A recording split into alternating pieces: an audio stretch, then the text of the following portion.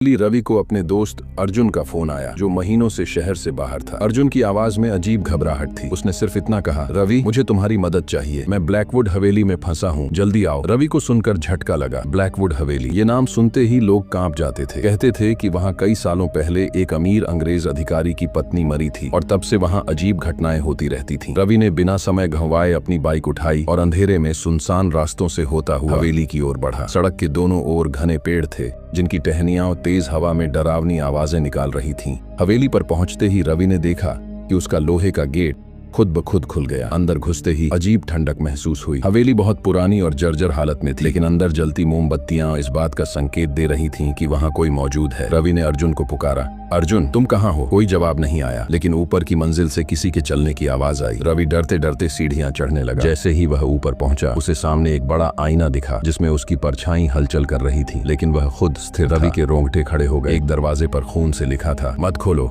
लेकिन अर्जुन के बारे में सोचते हुए रवि ने दरवाजा धक्का देकर खोल दिया। अंदर घना अंधेरा था। उसने मोबाइल की टॉर्च ऑन की और सामने का दृश्य देखकर उसका खून जम गया। अर्जुन जमीन पर बेहोश पड़ा था और उसके ऊपर एक परछाई झुकी हुई थी, एक औरत की आकृति जिसका चेहरा अधजला था और आंखों में खून उतर आया था।